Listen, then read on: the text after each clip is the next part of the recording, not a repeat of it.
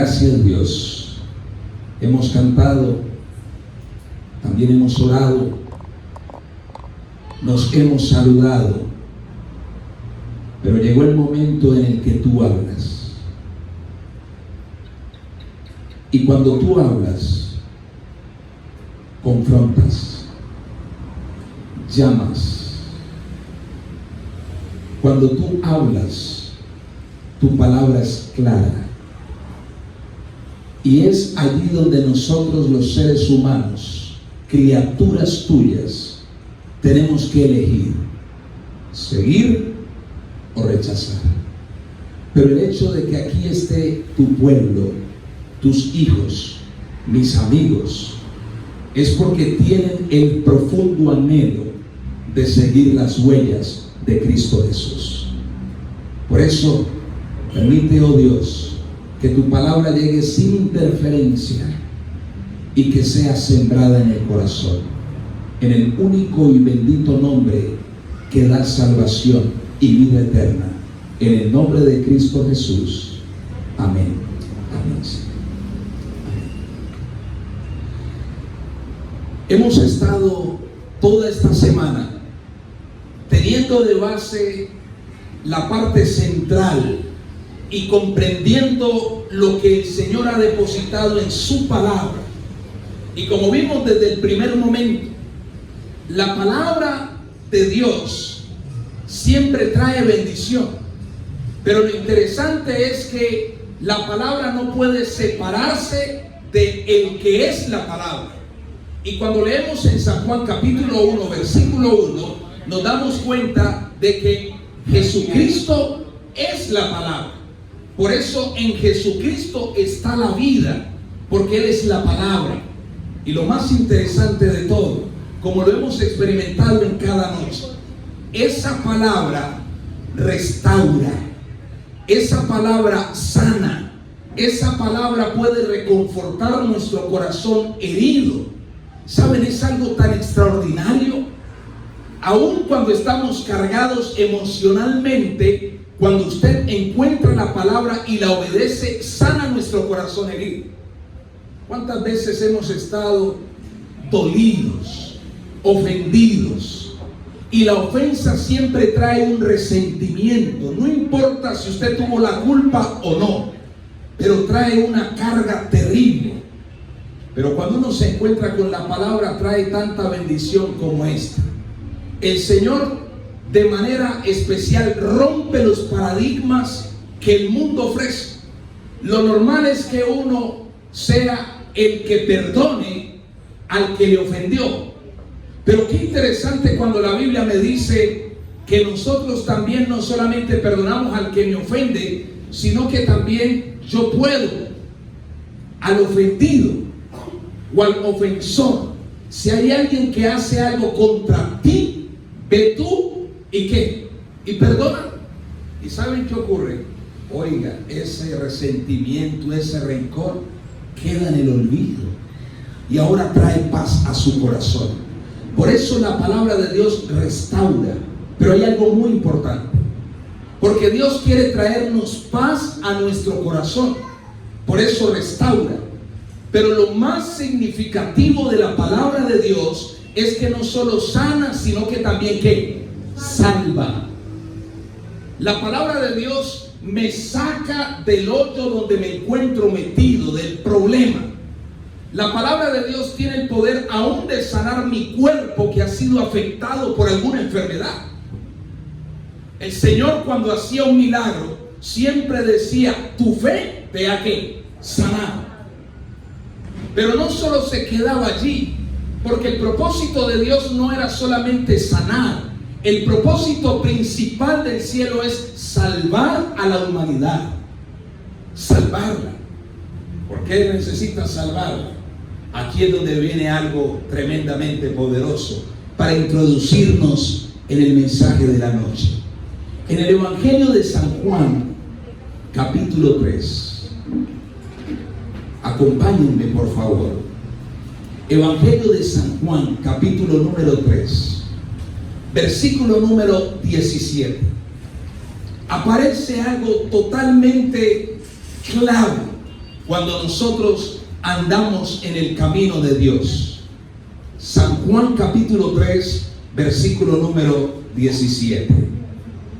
Miren ustedes lo que dice Dios inspirando al apóstol Juan.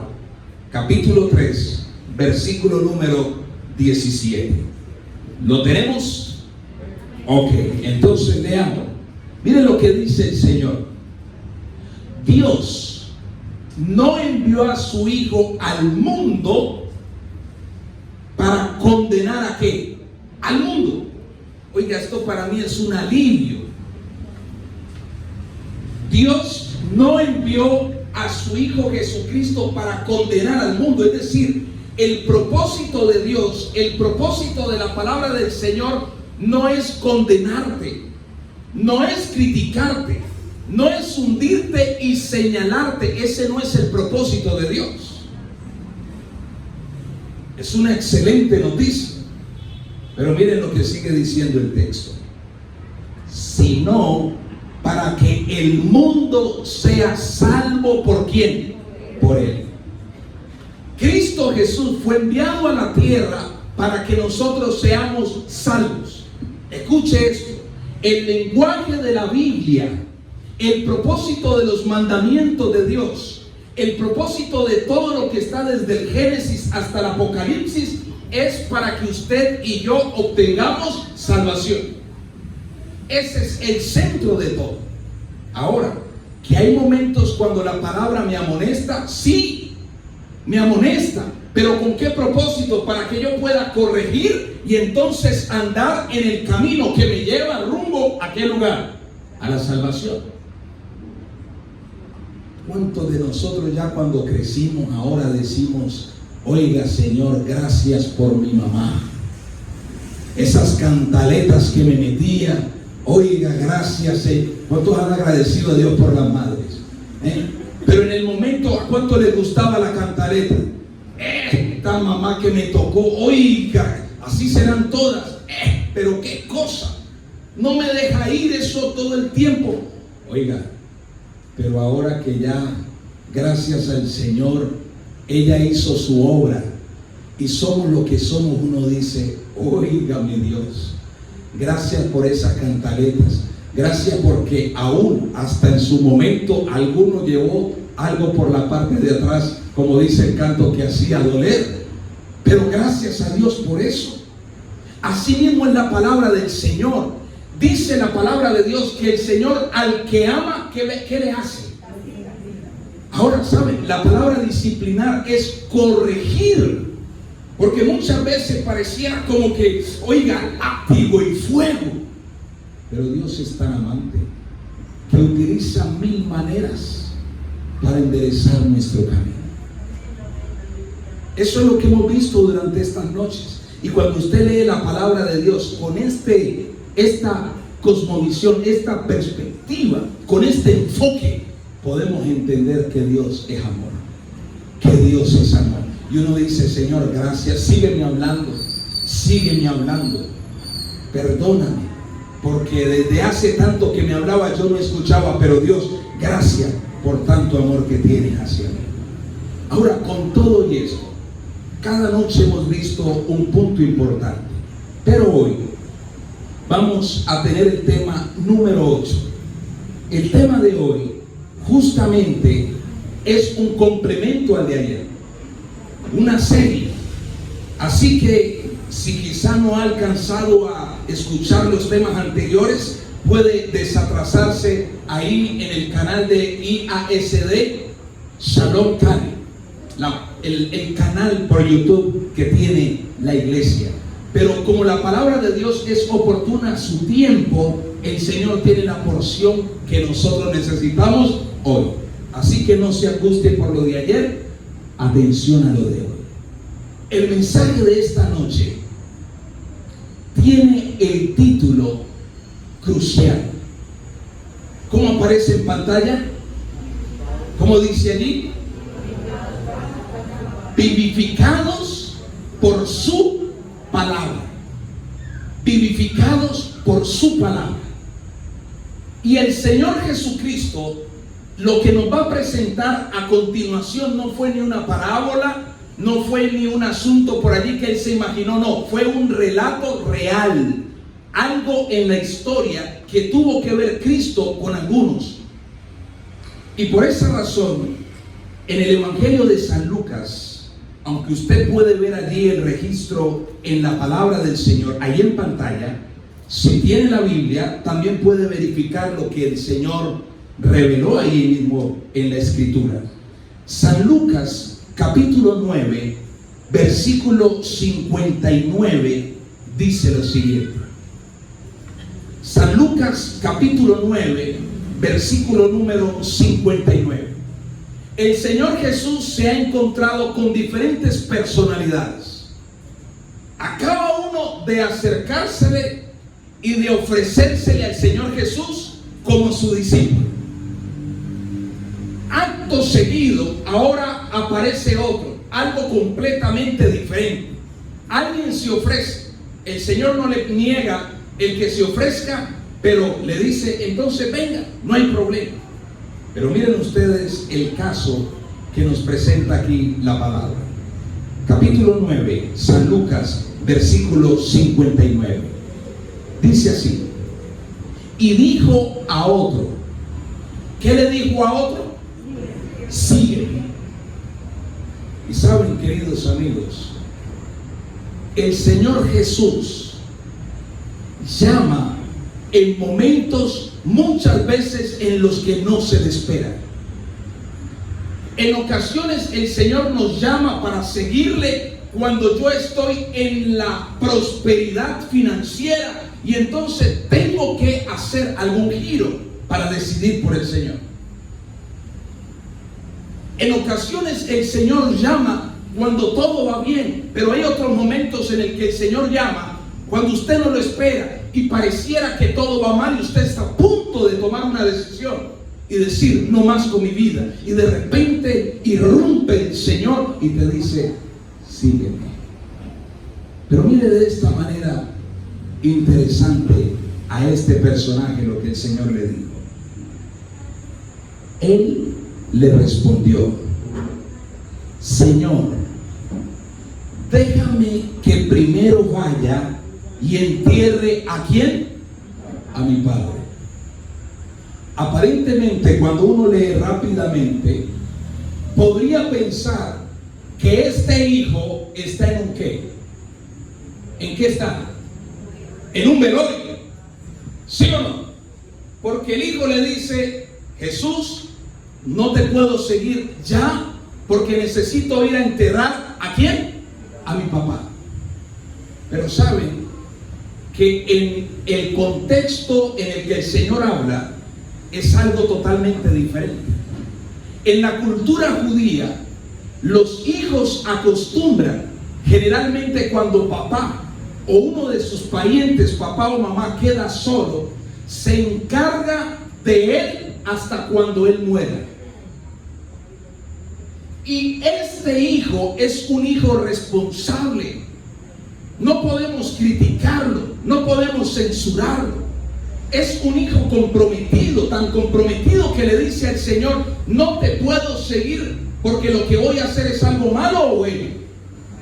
¿Es bueno o malo? Es bueno, porque va a estar al cuidado de ¿quién? De su papá. ¿Usted de padre no le gustaría que su hijo esté pendiente de usted? Claro que sí. Pero entonces mire la respuesta que le hace el Señor Jesucristo.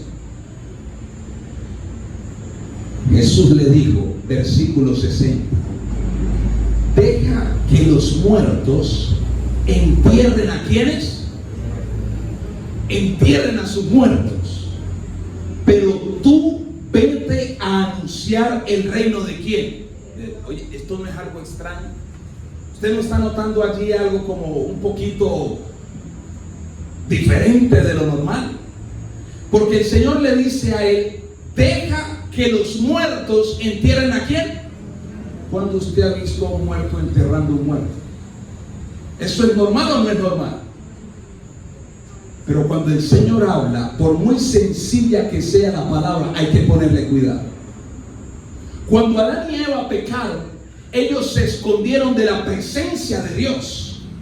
Y ahora el Señor los empezó a buscar en el huerto, en el jardín del Edén.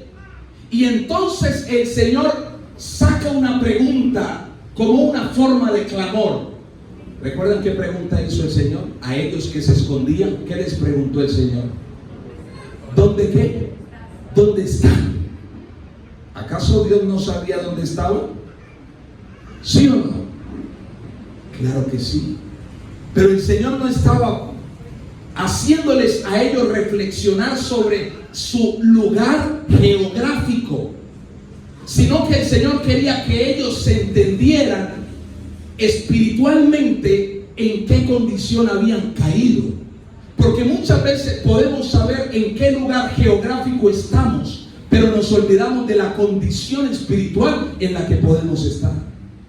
Por eso, cuando el Señor pregunta algo, por muy sencillo, hay que ponerle cuidado. Y el Señor Jesús le dice: deja que los muertos entierren a sus muertos. ¿Saben? El problema no era que este hombre enterrara a su papá. Faltaban años. No sabemos cuántos años tenía. Pero lo que el Señor está presentando aquí es quién es la prioridad en tu vida. ¿Qué es lo que prima? ¿Qué es lo más importante? Hay un texto que casi que aseguro que aquí lo conocemos todos.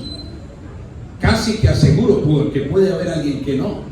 Mateo capítulo 6, versículo 33 dice: mas buscad primeramente ¿qué? El reino de ¿quién? De Dios y su justicia. Y todo lo demás vendrá ¿por qué? Por añadidura. Es un texto conocido. No sé, alguien puede por primera vez escucharlo, pero suena bonito. Pero en la práctica es algo que a veces queda en tela de juicio. Jesús no le hablaba a él que fuera irresponsable de su padre, porque justamente el Señor en el 5º mandamiento dice que honra a tu padre y a ¿qué más? Y a tu madre. Es decir, Dios no es el que escribe con la mano y borra con el codo. Él no se contradice, porque Él es la palabra. Pero tiene un sentido. Cuando el Señor le dice: deja que los muertos entierren a los muertos, tenemos que hacernos una pregunta. Para el Señor Jesús, entonces, ¿quién es un muerto?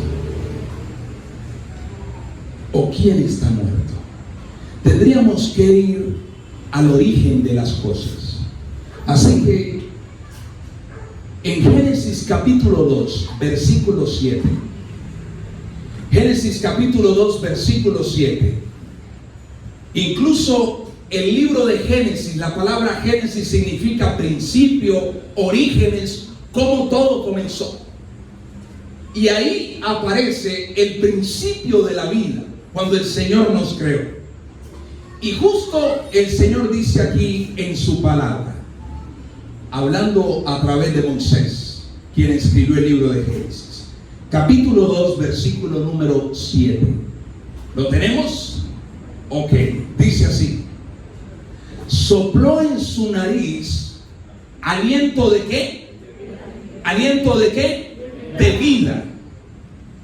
Y cuando el Señor sopló en la nariz de Adán, entonces hubo un resultado, y dice: y el hombre llegó a ser, ¿qué cosa? Un ser viviente. Bueno, en estas noches hemos visto algunas palabritas bien interesantes, porque cuando uno analiza un poquito más a fondo al estudiar la Biblia en el idioma en que se escribió, a veces la persona que tiene una idea en su idioma nativo, la persona que lo interpreta o lo traduce, no alcanza a expresar totalmente el contenido y la fuerza de la palabra del autor. Y es interesante cuando uno trata de mirar qué dice la parte en la que se escribió en su idioma original. Y aquí hemos visto algunos asuntos bien interesantes. Miren ustedes lo siguiente. Resulta que sopló en su nariz aliento de vida. Démosle ahí siguiente. La palabra vida en su idioma original, en hebreo, es, bueno, allí creo que quedamos hebreos también, pero si lo transliteramos, por lo menos a nuestras letras, vida es la palabra ajim. ¿Qué palabra es vida? Ajim. Ajim. ¿Cuál es? Oiga, ya son aquí todos expertos, políglotas. Óigame, tantos idiomas. Y resulta que en el hebreo ocurre algo interesante. Las palabras que tienen este sufijo o esta terminación im tienen que presentar algo bien interesante. Póngale cuidado. Es un plural. Es como si dijéramos, cuando el Señor sopló en su nariz aliento de ¿qué? Si es un plural, entonces ¿cómo saldría? Vidas. Es algo similar a lo que ocurre en Deuteronomio capítulo 6, versículo número 4. La Shema, lo que todo judío cuando nace se aprende. Cuando dice, oye Israel, Jehová nuestro ¿qué? Jehová nuestro ¿qué? Nuestro Dios. Jehová uno es. La palabra o el título, porque no es un nombre, Dios es un título. Ese Dios tiene unos atributos. La palabra Dios en su idioma original es Elohim. Miren usted que termina en ¿qué?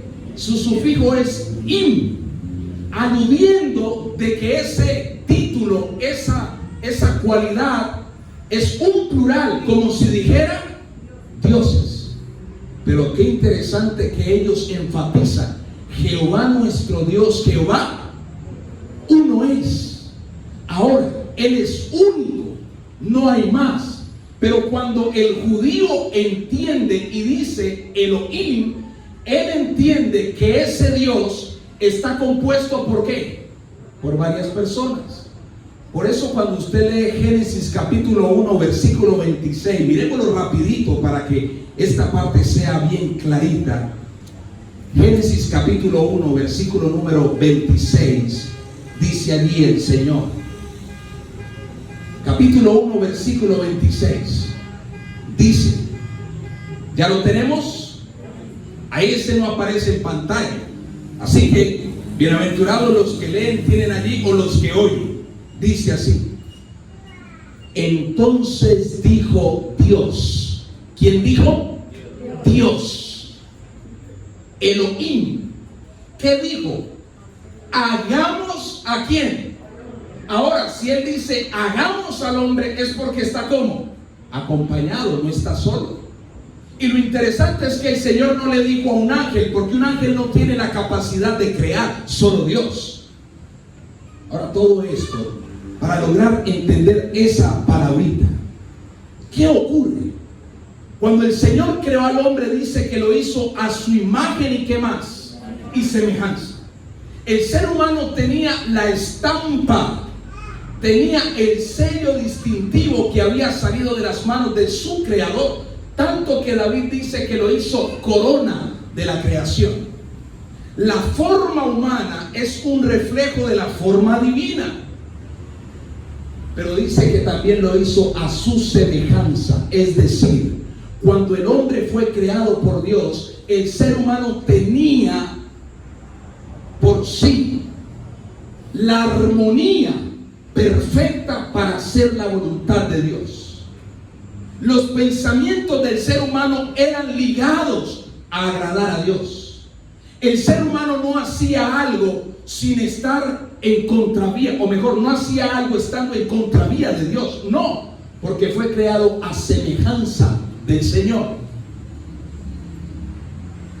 Pero cuando entró el pecado, ocurrió algo. El Señor le dijo a Adán y a Eva: el día que coman del árbol del bien y del mal, ciertamente ¿qué? Morirán. Pregunta: ¿murieron? Espiritualmente, su relación con Dios se rompió. Ahora, Si ellos espiritualmente murieron, entonces ¿cómo quedaron? Mire usted lo que dice la carta a los Efesios capítulo 2, versículo número 1. Efesios capítulo 2, versículo número 1. Recuerde usted que estamos tratando de resolver de acuerdo a la palabra del Señor, o mejor, el Señor nos aclara. Porque el Señor le dice, deja que los muertos entierren ¿a quién? A los muertos. La pregunta es, ¿y quiénes son los muertos que están en vida? ¿Quiénes son esos muertos vivientes que van a enterrar a otro muerto? Mire usted lo que dice Efesios capítulo 2, versículo número 1. ¿Ya lo tenemos? Si lo tiene, diga amén, para saber que estamos ahí. Ok, mire usted, versículo 1.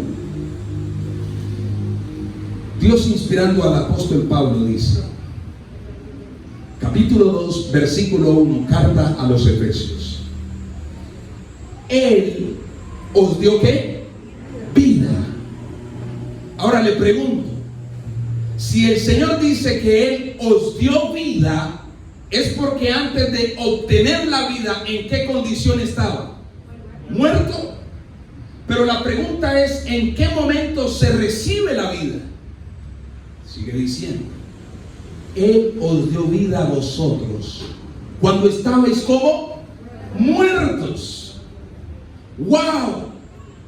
O sea que hay un momento en el que el ser humano, aunque respira, aunque tiene vida biológica, aunque está en la existencia, para Dios está como muerto. Pero hay una esperanza, porque el Señor, aunque estemos muertos espiritualmente, quiere darnos ¿qué cosa?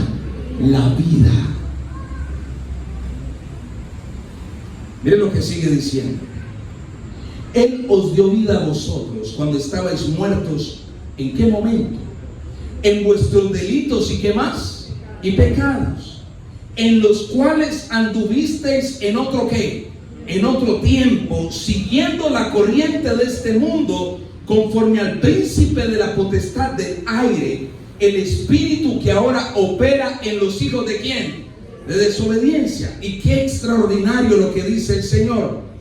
Entre ellos vivíamos también todos ¿quiénes?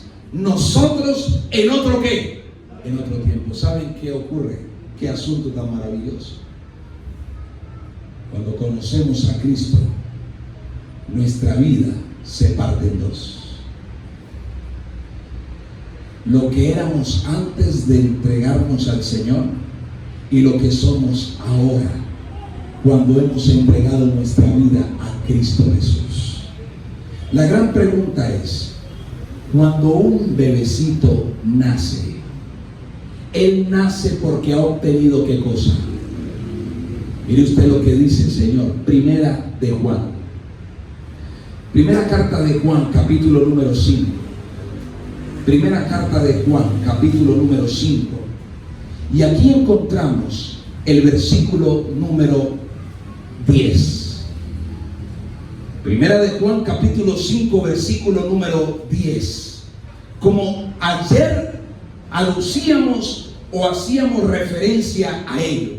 Capítulo 5, primera de Juan, versículo número 10. Dice así el Señor. Mire usted qué interesante. El que cree en el Hijo de Dios. ¿El que cree en quién? ¿En el Hijo de quién? En el Hijo de Dios. ¿Y quién es el Hijo de Dios? Cristo Jesús. Porque de tal manera amó Dios al mundo que envió a su Hijo unigénito para que todo aquel que en el que cree. Pero ayer hablábamos que ese creer no solamente es decir yo creo, porque la persona que cree refleja su fe en sus ¿qué? En sus acciones. Por eso el Señor Jesucristo dice que la fe sin obras está ¿qué? Muertas. Usted puede decir que ama a su esposa, que está enamorado de su esposa y que, mejor dicho, no puede pensar en otra. Pero si sus acciones no lo demuestran, si sus palabras no lo revelan, si sus miradas no manifiestan esa coherencia, ¿realmente usted como mujer, como esposa se siente amada? Claro que no. Por eso mire lo que dice: el que cree en el Hijo de Dios tiene el testimonio en sí mismo. El que no cree a Dios lo ha hecho mentiroso, porque no ha creído en el testimonio que Dios ha dado acerca de su Hijo. Versículo 11. Y este es el testimonio, que Dios nos ha dado vida eterna. Dios nos ha dado ¿qué? Vida eterna. Y esta vida está ¿en quién? En su Hijo. Pregunta del millón: ¿Jesucristo vino a la tierra, sí o no? ¿Jesucristo fue crucificado y murió, sí o no? Pero ¿dónde está Cristo hoy? Él vive, porque Él resucitó y vive por los siglos de los siglos. Y en la vida de Cristo, aunque yo estaba muerto y ahora creo en Jesús, entonces por la fe, ¿qué pasa en mí? Recibo ¿a quién? A Cristo. Y mire lo que sigue diciendo la palabra del Señor. Versículo 12. El que tiene al Hijo tiene la vida. El que no tiene al Hijo de Dios no tiene ¿qué? La vida. Estas cosas os he escrito a vosotros que creéis en el nombre del Hijo de Dios, para que sepáis que tenéis vida. ¿Pero qué tipo de vida? Eterna. Y para que creáis en el nombre ¿de quién? Del Hijo de Dios. Cuando nosotros creemos en Jesucristo como nuestro Salvador, pero recuerde, creer es actuar, creer es acción, creer es obedecer, creer es hacer la voluntad de Dios. Si yo creo, yo actúo. Si yo creo, hago, aunque muchas veces no sea lógico humanamente. En la lógica de Dios, ¿cómo hace para que se hable y las cosas sucedan? ¿Cómo se hace eso en la lógica humana? ¿Cómo puede usted hablar y entonces que salga la hierba verde? ¿Cómo puede hacerse que se hable y entonces una persona que ya había muerto y llevaba 4 días pudriéndose, dijeron sus hermanas, al Señor Jesús decir: Lázaro, ¿qué dijo? Sal fuera. Se levantó. ¿Cómo lo explica eso la ciencia? Por eso, para seguir al Señor se necesita creer. ¿Y saben qué es algo lindo? Porque cuando usted cree, el Señor en su caminar le va mostrando paso a paso y le va ayudando a entender las cosas por las que usted ha avanzado. ¿Cómo es posible que se pueda caminar en el agua? En el reino de la tierra eso es imposible, pero en el reino de Dios cosas mayores que estas pasarán. El que tiene al Hijo tiene la vida. Por eso ayer leíamos en Primera de Juan capítulo 3 versículo 9 que todo el que es nacido de Dios no practica el pecado, porque la simiente de Dios, ¿saben? Esa palabra simiente también significa descendencia, heredero. La simiente, Cristo, permanece en él. Y mientras tú tengas a Cristo en tu vida, entonces se reproduce la vida de Él en ti. Hace muchos años, cuenta mi padre, trabajaba en cantinas que le llamaban en su tiempo. Y él dice que en esos lugares, hoy discotecas, era el olor al licor, era el olor al cigarrillo y toda la noche normal. Para él eso era normal. Pero oye, me llamó la atención porque recordé eso un día que llegamos a alquilar una casa. Cuando llegamos a esa casa, el segundo piso donde nosotros vivimos, el primer piso estaba desocupado. Como a los 3 meses llegó una familia grande, día y noche, era el olor a cigarrillo. Día y noche fumaba. Qué interesante, día y noche. ¿Y saben quién era el que más se quejaba? Mi papá. ¿Cómo es posible que alguien que antes eso le era tan normal, es más, hasta quizá en su momento lo degustó, de un momento a otro eso ahora sea aborrecible? Oiga, y el hombre se quejó tanto que como al mes no importó contrato ni nada, nos fuimos de ahí. ¿Saben por qué? Porque cuando tú recibes la vida de Cristo, Él te transforma y te hace una nueva criatura. La clave no es cambiar para recibir a Cristo. No, nosotros no podemos cambiar sin recibir a Cristo Jesús.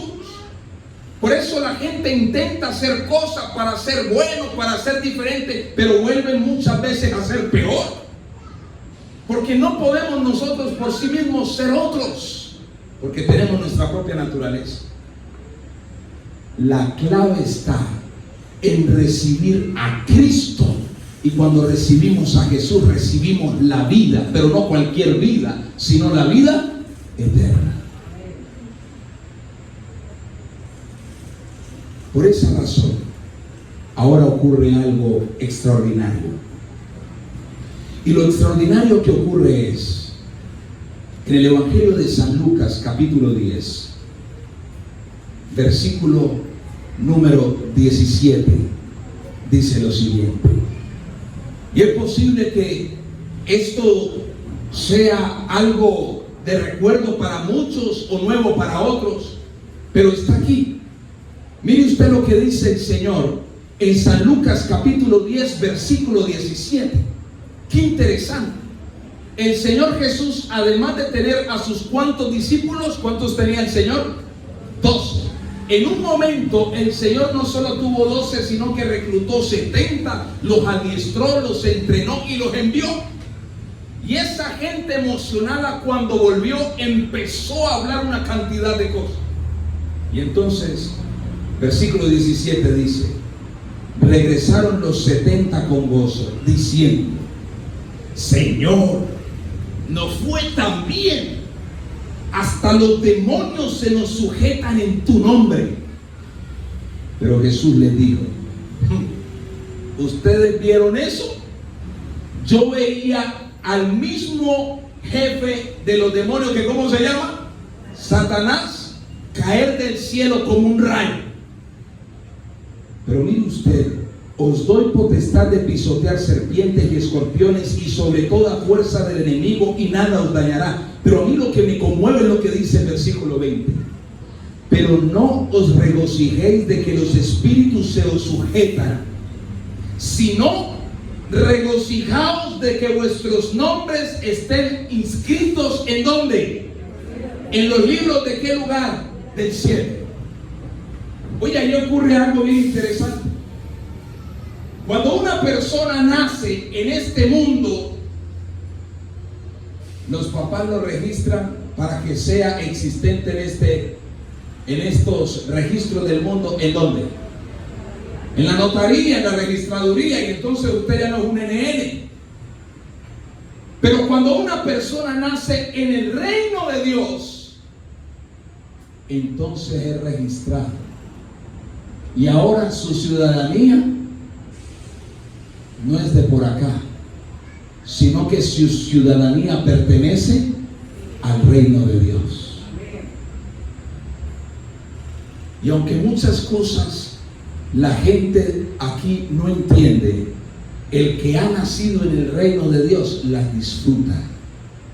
Por eso es claro. La pregunta es: ¿está inscrito tu nombre en el libro de los cielos? Ahora, ayer mencionábamos, el Señor quiere que todos sean ¿qué? Salvos.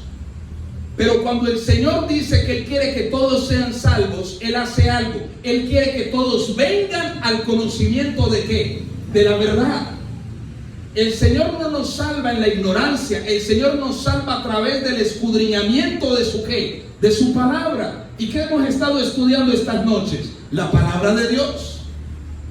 Pero lo interesante es que no va a llegar un momento en el que usted se va a graduar y entonces ahora dice, listo, terminé. Miren qué interesante, el Señor dice, sed perfectos como vuestro Padre que está en los cielos es que. Ahora, Dios es eterno. ¿Y cómo nosotros podemos ser en la dimensión divina perfectos como Él? La obra de transformación de Dios en los hijos es una obra que no termina, es toda la vida, toda la vida. A medida que caminamos con Jesús, cada día nos vamos pareciendo más a Él, porque hemos heredado su naturaleza. Pero no puedo yo terminar sin mostrar lo que ocurre a los que son inscritos en el libro de la vida, pero lo que también puede ocurrir a los que su nombre no esté inscrito en el libro de la vida. Porque si llegara a pasar y entonces usted dice, es que en esa campaña que tuvieron ahí en el Caney, bueno, por aquí, no me dijeron, oiga, yo quedo frito. Yo quedo frito. Y si hay algo que yo he de buscar con temor y temblor es mi salvación. Y mi gran anhelo y mi gran felicidad es que todos los que hayan venido estas noches también sean ¿qué? Salvos. ¿Cuántos quieren ser salvos en el nombre del Señor? Amén. Pero mire usted lo siguiente. En el libro de Apocalipsis, que de paso hay gente que apenas escucha ese nombre empiezan a temblar. Pero ¿saben qué significa la palabra Apocalipsis? Revelación. Y la primera frase que aparece en el versículo 1 del capítulo 1 de Apocalipsis, ¿saben qué dice? La revelación ¿de quién? De Jesús. ¿Y Jesús es qué? La salvación y la verdad. Entonces, ¿por qué vamos a tener miedo de conocer a Jesús? O sea que lo que está aquí escrito en el libro del Apocalipsis es una bendición. ¿Para quién? Para usted y para mí. Mire usted lo que dice el Señor. Apocalipsis capítulo 20, versículo número 11. El apóstol Juan vio una visión. Y en esa visión entonces encontró lo siguiente. Versículo 11. Vi un gran trono blanco y al que estaba sentado en él. ¿Y saben ustedes quién estaba sentado en ese gran trono? Nuestro Salvador, el que vive por los siglos de los siglos. Miren lo que sigue diciendo. Vi un gran trono blanco y al que estaba sentado en él, de delante del cual huyeron la tierra y el cielo, y ningún lugar se halló ya para ellos. En el libro de Apocalipsis hay figuras. Sin embargo, hay un punto que queremos resaltar. Versículo 12. Y vi los muertos, grandes y pequeños. Pero estos muertos ya no estaban muertos. Porque la palabra del Señor dice que cuando Cristo venga, los muertos en Cristo, ¿qué pasará? Resucitarán primero. Y cuando resuciten, entonces el Señor Jesucristo los va a llevar a vivir ¿a dónde? Al cielo. San Juan capítulo 14 versículo 1 dice: no se turbe vuestro corazón, creed en Dios, creed también en ¿quién? En mí. En la casa de mi Padre muchas moradas hay. Si así no fuera, yo os lo hubiera dicho. Mire usted lo que dice: voy pues a preparar lugar para vosotros, para que donde yo esté, vosotros también ¿qué? Estén. Oye, no hay algo más lindo que cuando los padres pueden vivir junto con sus hijos. Y en el momento en que el hijo tiene que salir de viaje, los padres solo se quedan pensando que cuando vuelve. Somos 4 hermanos, mis 3 hermanos ya están lejos. Y a veces yo voy a la casa de mis padres y ellos me hablan de mis hermanos, añorando el día en que vuelvan. No te imaginas cómo añora el Padre Celestial que nosotros estemos con Él. Con todo esto sigue diciendo: y vi los muertos, grandes y pequeños, de pie ante Dios. Los libros fueron abiertos y otro libro fue abierto. ¡Wow! En el reino de los cielos hay libros, hay memorias. Los libros fueron abiertos y otro libro fue abierto, el cual es el libro de la ¿qué? De la vida. Ahora, si existe un libro de la vida, es porque es el libro que refleja al Dios de la vida. Y en ese libro tienen que estar aquellos que recibieron la ¿qué? La vida. ¿Cuántos quieren estar allí? Bueno, todos queremos. ¿Qué pasó? ¿Cuántos quieren estar en ese libro inscrito? Ahora como que la cosa mejora. ¡Qué extraordinario! Pero miren ustedes lo que sigue diciendo. Los libros fueron abiertos y otro libro fue abierto, el cual es el libro de la vida. Y fueron juzgados los muertos por las cosas que estaban escritas en los libros según sus obras.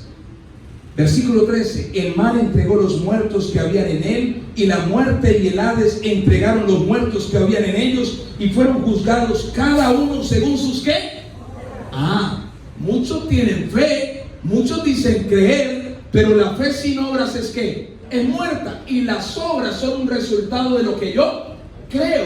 Si yo no actúo es porque en realidad no tengo ¿qué? Fe. Por eso ellos son juzgados de acuerdo a sus obras. Son la evidencia de lo que somos. Si no hay acción, no hay fe. Yo puedo decir querer estar en el libro de la vida, pero si yo no actúo, estoy frito. Mire lo que dice el último versículo: la muerte y el Hades fueron lanzados al lago de fuego. Esta es la muerte segunda. El que no se halló inscrito en el libro de ¿qué? De la vida, fue lanzado ¿a dónde? Oiga, ahora, ¿cuántos creen que Dios quiere que lo lancen allá? ¿Cuántos quieren ser lanzados allá? Ninguno. Pero el Señor nos advierte con lazos de amor para atraernos a Él y que ninguno se vaya a hacer algo. Oye, qué amor tan grande. Si Dios no fuera amoroso, no nos hubiera escrito esta carta. Y cuando yo conozco esta verdad y entonces me rehúso a aceptar al Señor, ¿es culpa de Él? No.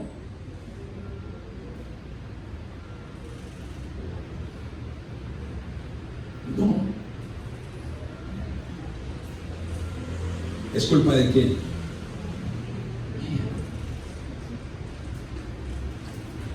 Querida familia, el último texto de la noche me dice lo siguiente.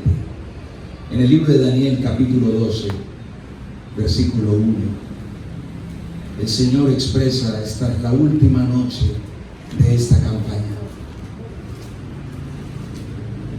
Y por esa razón el Señor habla de las bendiciones de su palabra, pero también las consecuencias de rechazar su palabra.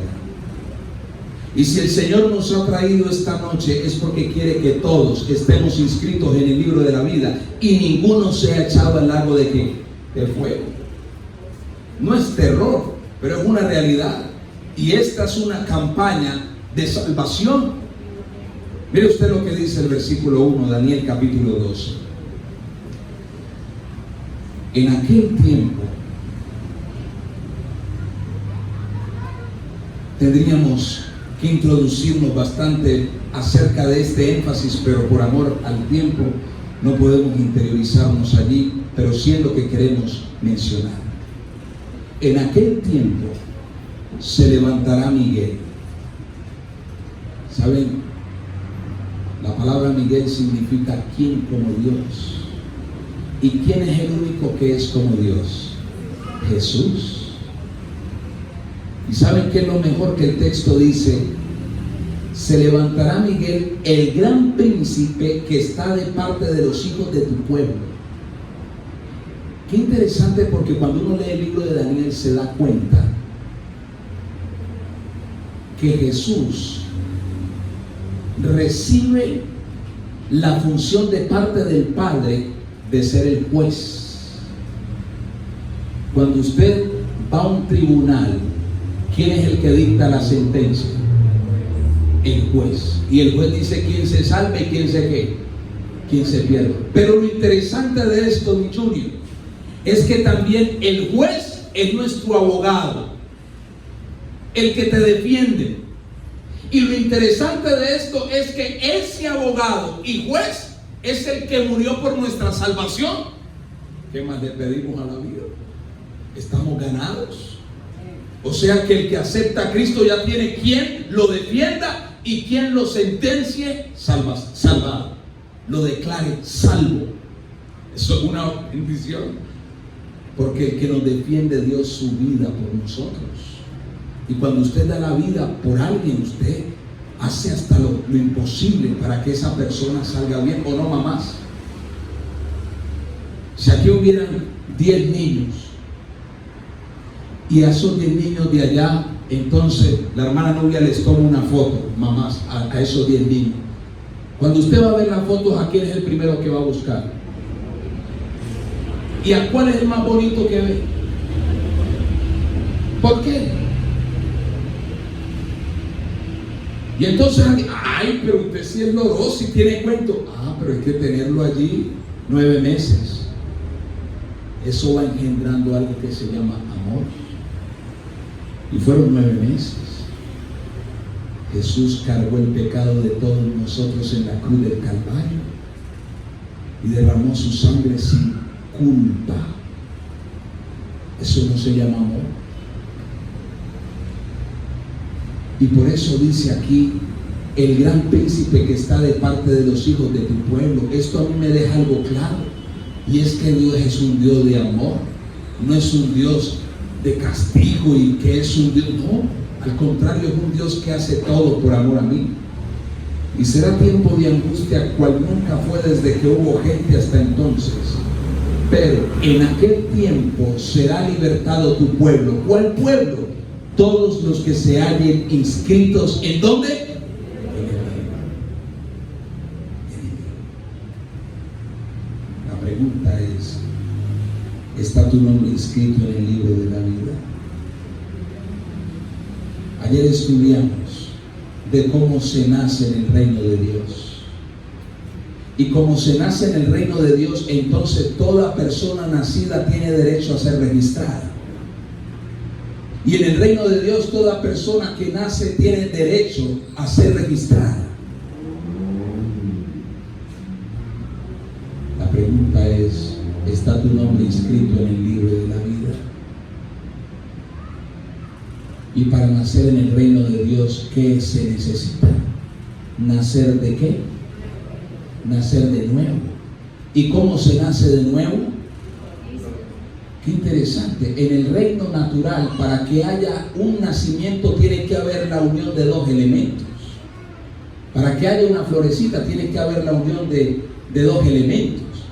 Para que haya un árbol, tiene que haber la unión de 2 elementos. Y en el reino espiritual tiene que haber la unión de 2 elementos. ¿Saben cuáles son esos 2 elementos para que haya vida? El Señor dice, para que haya un nuevo nacimiento tiene que haber el agua y ¿qué más? Y el Espíritu. El bautismo. Y cuando la persona es bautizada recibe el Espíritu Santo. Por esa razón el Señor dice que cuando Él venga, os tomará, dice Jesús, a mí mismo. ¿Cómo así que os tomará a mí mismo? ¿Que se va a tomar Él mismo? Ah, Jesús va a tomar a aquellos en quienes se haya engendrado su propia vida por la fe. Querida familia, el Señor tiene una palabra a través de un canto muy especial. Entrégale tu corazón a Jesús. Solo Dios conoce tu historia. Y porque Dios conoce tu historia, conoce cuál es la solución y dónde está la salvación. Él es la salvación. Y si hay alguien en esta noche que mientras mi hermana canta, quisiera decirle al Señor: yo hoy quiero entregarte mi corazón, porque quiero que mi nombre esté inscrito en el libro de la vida. El Señor le invita a que nada frustre esa decisión. Y como Cristo Jesús estuvo allí expuesto en la cruz del Calvario y todos lo veían, pero en esta ocasión solo para avergonzarlo, para burlarse, el Señor hoy tan solo quiere vernos, no para burlarse, no para avergonzarte, sino para salvarte. Esta es la última noche. Si tú quisieras que su nombre sea inscrito en el libro de la vida, mientras se expresa este canto, yo quiero invitarte a que le digas al Señor puesto en pie, sin temor, sin miedo, solo por fe: Dios, inscríbeme en tu libro.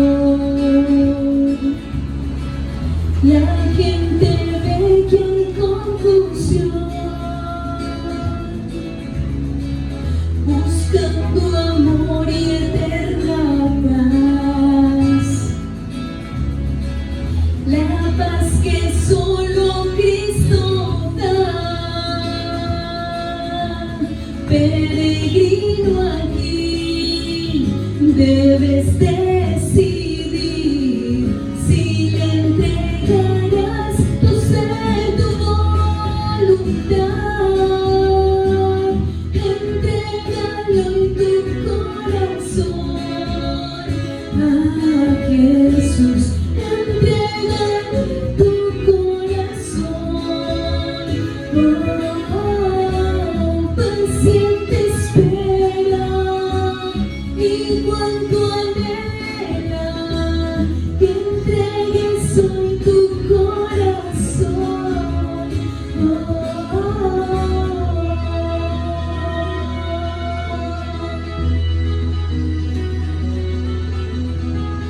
Pobres y ricos uno son, buscan consuelo en la aflicción, y quien les pueda señalar la senda de la libertad. Peregrino aquí, debes decidir si le entregarás tu ser, tu voluntad. Entrégale hoy tu corazón a Jesús.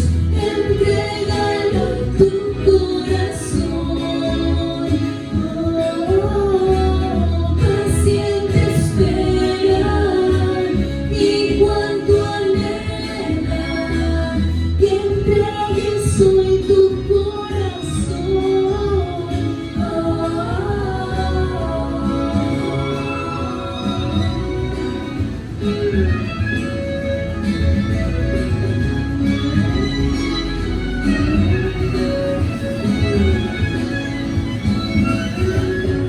Hermanos, el Señor nos hace ese llamado esta noche. Entreguemos nuestro corazón a Él.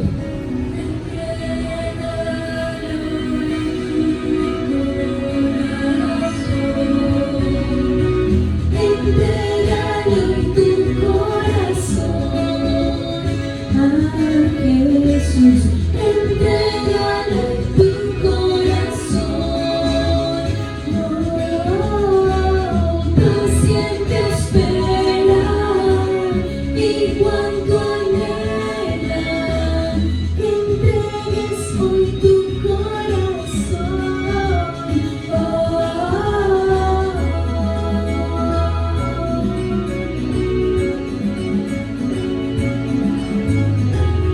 Entrégale tu corazón. Entrégale tu corazón. Paciente espera cuando anhela que le des tu corazón. Entrégale tu corazón. Peregrino aquí, entrégale tu ser. Amén.